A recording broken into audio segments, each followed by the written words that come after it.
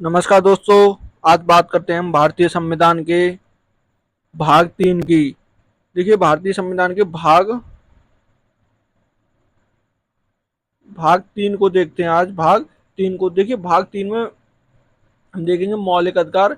मौलिक अधिकार में 12 से 35 तक अनुच्छेदों को देखेंगे। ये देखिए, इसमें क्या है, नागरिकों को सामाजिक, राजनीतिक और संवैधानिक संरक्षण का प्रदान करता है। आज इनसे मुख्य मुख्य जो अनुच्छेद हैं उन्हें समझते हैं।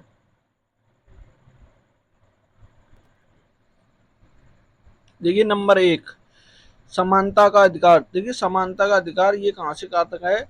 ये अनुच्छेद 14 से 18 तक है। कहाँ? 14 से 18 तक। देखिए, ये क्या कहता है? अनुच्छेद 14, कानून के सक्षम समानता और कानून के समान संरक्षण। देखिए, कानून के नज़र में सब समान होंगे, इक्वल होंगे, कोई दूसरी भेदभाव नहीं होगा। कानून की नज़र में सब समान माने जाएंगे। इसमें देखिए, मुख्य पॉइंट पॉइंट है हमारे याद रखने के लिए, कानून के सक्षम समानता, ये इसमें मुख्य पॉइंट है। देखिए, इसके बाद है अनुच्छेद 15। अनुच्छेद 15 क्या कहता है? अनुच्छेद 15 कहता है, धर्म, जाति, लिंग, जन्म स्थान के आधार पर भेदभाव को निषेध। यानी धर्म, जाति, लिंग, धर्म, जाति और लिंग। लिंग मतलब स्त्री नारी और जन्म स्थान। यहाँ पर आपका जन्म, जैसे उत्तर प्रदेश के रहने वाले हैं, आप केरल में जाके बसे हैं, तो आपका जन्म स्थान तो वो है। ऐसे इस आधार पर आप में कोई भेदभाव नहीं किया जाएगा, ये अनुच्छेद 15 कहता है। अनुच्छेद 16 देखते हैं। में मुख्य बातें हैं अनुच्छेद 15 में, ये मुख्य बातें हैं। कौन सी? ये देखिए, 14 से 18 तक। देखिए, समानता का अधिकार, अनुच्छेद 15। देखिए, अनुच्छेद 16 क्या कहता है? अनुच्छेद 16 कहता है, सार्वजनिक रोजगार में अवसरों की समानता। मतलब जो सरकारी अवसर यानी काम है, उसमें सबको समान अवसर की समानता का अधिकार है। उसको समान, इक्वल इक्वल जो समानता है उसमें रोजगार मिलेगा। अनुच्छेद 17 क्या कहता है? अनुच्छेद 17 कहता है, छुआछूत का उन्मूलन। यानी इसमें इसमें एक वर्ड आता है, अस्पृश्यता का अंत। अस्पृश्यता का अंत। इसमें कहता है छुआछूत का उन्मूलन, यानी जो छुआछूत होती है उसका निषेध बताया गया है। उसे निषेध यानी अंत बताया गया है, अनुच्छेद 17। अनुच्छेद 18 क्या कहता है? अनुच्छेद 18 कहता है, उपाधियों का अंत। उपाधियों का उन्मूलन, या उपाधि यानी टाइटल्स। जैसे कोई सर की उपाधि लगा लेता था, लॉर्ड की उपाधि, जैसी उपाधि होती है, इनका अंत, यानी ये उपाधि यहाँ पर लगाई नहीं जा सकती है। यहाँ पर देखिए, अपवाद में 2 उपाधियां हैं। एक तो शिक्षा यानी डॉक्टर, और एक सेना की। सैन्य, ये राष्ट्रपति की अनुमति लेने के बाद इन उपाधियों को लगा सकते हैं। ये हो गए हमारे 14 से 18 समानता के। अब आगे की बात करते हैं। देखिए, स्वतंत्रता का अधिकार। स्वतंत्रता का अधिकार स्वतंत्रता का अधिकार, ये अनुच्छेद 19 से 22 ये बहुत इंपोर्टेंट है। देखिए, इसे देखते हैं। अनुच्छेद 19 क्या कहता है? अनुच्छेद 19 है, भाषण और अभिव्यक्ति की स्वतंत्रता। जो भाषण देते हैं हम, उसकी स्वतंत्रता, भाषण देने की स्वतंत्रता किसमें? अनुच्छेद 19। शांतिपूर्ण एकत्रित यानी आप शांतिपूर्ण इकट्ठे हो सकते हो, ये अनुच्छेद अनुच्छेद ए का ए यानी खंड 1 मान लो, ये कहता है। अनुच्छेद खंड 2 क्या कहता है? संगठनों की स्वतंत्रता, यानी आप बिना बिना हथियार के आप संगठन बना सकते हो। भारत में कहीं भी निवास, यानी आप कहीं भी निवास घूम सकते हो और किसी भी व्यवसाय का पालन कर सकते हो। आप देखिए, आप कहीं बस जाते हो तो आप कुछ काम धाम कर सकते हो, कहीं भी अपना व्यापार कर सकते हो। ये अनुच्छेद 19 के, इसमें देखिए 6 होते हैं अनुच्छेद। खंड 1, खंड 2, खंड 3, खंड 4, खंड 5, खंड 6 इस प्रकार होते हैं। ये सारे ये ही दे रखे हैं 19 में। ये महत्वपूर्ण है, बहुत इंपोर्टेंट है। 20, अनुच्छेद 20 क्या कहता है? आपराधिक आपराधिक अपराधों मामले में संरक्षण। जैसे कोई आपको पुलिस गिरफ्तार कर लेती है तो आपका अधिकार है उसे पूछने का कि आपने क्यों गिरफ्तार किया है, और आपको 24 घंटे के अंदर अंदर उसे न्यायालय में सशरीर सहायता पेश करना होगा। आपका पूरा अधिकार है उसे पूछने का। अनुच्छेद 20 कहता है। अनुच्छेद 21 क्या कहता है? अनुच्छेद 21 कहता है जीवन और व्यक्तिगत स्वतंत्रता। व्यक्तिगत, देखिए इसमें मेन मुख्य बात है प्राण एवं देह स्वतंत्रता के नाम से ये आता है। इसमें देखिए जीवन और व्यक्तिगत स्वतंत्रता का अधिकार, आप इसमें देखिए आपका निजता का भी अधिकार आता है। आप विदेश जाने का अधिकार भी किस में आता है? अनुच्छेद 21 में आता है। आपकी जो निजता है, गोपनीय जानकारी, वो उसका अधिकार भी आपका इसी अनुच्छेद 21 में आता है। 21 ए देखिए इंपोर्टेंट है। ये पहले हमारे संविधान में नहीं था, लेकिन 86वां संविधान संशोधन 2002 में सरदार स्वर्ण सिंह की समिति पर ये जोड़ा गया। इसमें देखिए क्या है, इसमें है 6 वर्ष से 14 वर्ष के बच्चों के लिए शिक्षा का अधिकार।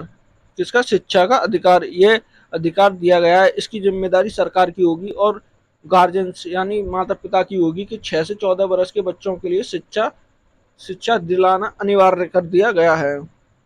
अनुच्छेद 22। अनुच्छेद 22 क्या कहता है? गिरफ्तारी और नजरबंदी में सुरक्षा। आप जैसे गिरफ्तार कर लिया जाता है और नजरबंद करने में आपकी जो पुलिस जैसे आपको गिरफ्तार कर ले गई तो आपका अधिकार है उसे पूछने का। और नजरबंद क्या होता है? देखिए आपको ऐसी जगह पर नजरबंद कहीं जेल में किया जा सकता है, या ऐसी जगह जहां आपको समाज से मिलने ना दिया जाए, कोई आना जाना ना हो, आप एक जगह एक रूम में बंद कर दिए जाए तो वह नजरबंद कहलाता है। अगला अनुच्छेद देखते हैं। अनुच्छेद 23 देखिए बहुत इंपोर्टेंट है, ये बहुत इंपोर्टेंट है। अनुच्छेद 23 क्या कहता है? मानव तस्करी, जबरन श्रम और अन्य शोषणकारी प्रथाओं का निषेध। इसमें देखिए क्या है, इसमें है देखिए मानव तस्करी। जो मानव तस्करी होती है उसका अंत। जैसे मानव तस्करी में जैसे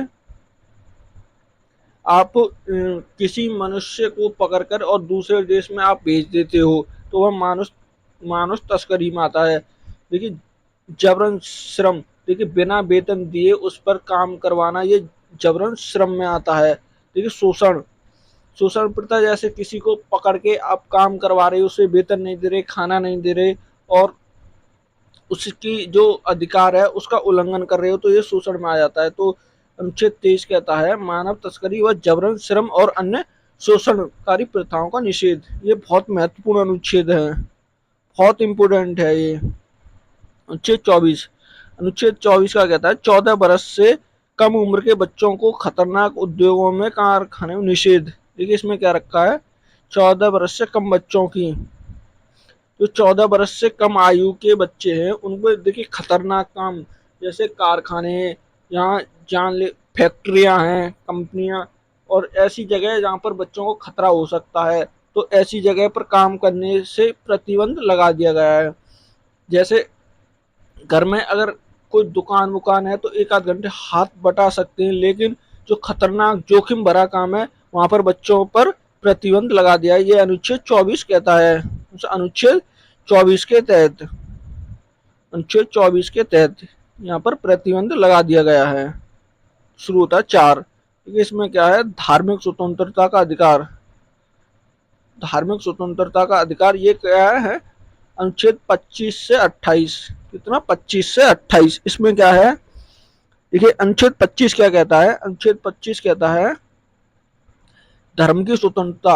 आप स्वतंत्र तो हो, आप आजाद हो, किसी भी धर्म को मान सकते हो, अगर अच्छा लग रहा है तो आप उसका प्रचार प्रसारण भी कर सकते हो। आपको किसी भी धर्म को अपनाने की स्वतंत्रता है, ये अनुच्छेद 25 कहता है। अनुच्छेद 26 क्या कहता है? धार्मिक मामलों में प्रतिबंध की स्वतंत्रता। अगर आपको कोई धर्म अपना लिया है, अगर वो अच्छा लग रहा है तो आप उसका प्रसार कर सकते हो, ये अनुच्छेद 26 कहता है। ठीक है। अनुच्छेद 27 क्या कहता है, धर्म के प्रचार के लिए करों का भुगतान न करना का अधिकार। जैसे कोई धर्म है, अगर जिसमें उसमें दान आता है धर्म में, उस पर कर नहीं लगाया, यानी टैक्स नहीं लगाया जाएगा, वह बिना टैक्स के धन आप इस्तेमाल कर सकते हो, ये अनुच्छेद 27 कहता है। अनुच्छेद 28 में क्या है, अनुच्छेद 28 में कुछ शैक्षणिक संस्थाओं में धार्मिक शिक्षा पर प्रतिबंध, जैसे ये कहता है, जैसे सरकारी शिक्षा स्कूल विद्यालय हैं उनमें धार्मिक शिक्षा नहीं दी जाएगी, यह अनुच्छेद 28 कहता है। देखिए 5, 5 में क्या है, संस्कृत और शिक्षा से संबंधित अधिकार, ये कितना है, अनुच्छेद 29 से बाद 30। अनुच्छेद 30 और बाद क्या है, अनुच्छेद 29 में देखते हैं, किसी वर्ग या समुदाय की सांस्कृतिक भाषा या लिपि का संरक्षण। अब देखिए, किसी भी वर्ग या समुदाय की सांस्कृतिक भाषा या लिपि का संरक्षण, इसमें क्या रखा है, जैसे किसी वर्ग या स्पेशल, जैसे कोई धर्म है स्पेशल, उसकी भाषा वो अपनी चाहे तो उस भाषा का इस्तेमाल कर सकता है, समुदाय बना सकता है, संस्कृति उसकी वो अपनी मन मर्जी से चला सकता है, उस पर कोई प्रतिबंध या संरक्षण होगा, वो अपनी कोई सी भी लिपि इस्तेमाल कर सकता है। जैसे मान लीजिए उर्दू, उर्दू एक भाषा है ना कि धर्म, संस्कृत एक भाषा है ना कि धर्म है। इसी तरह से अनुच्छेद ये 29 का उदाहरण है, संस्कृत भाषा और उर्दू भाषा।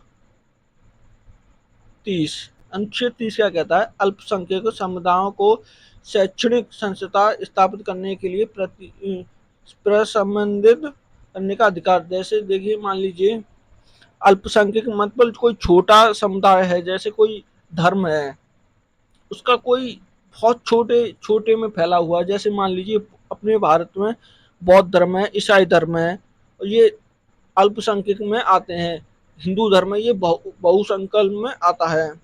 इन्हें क्या है, ये अपना समुदाय यानी अपनी जो कुछ शिक्षा देने के लिए कुछ पाठशाला खोल सकते हैं, उसमें वो शिक्षा दे सकते हैं, इसके लिए सरकार भी उनकी मदद करेगी, ये अनुच्छेद 30 कहता है।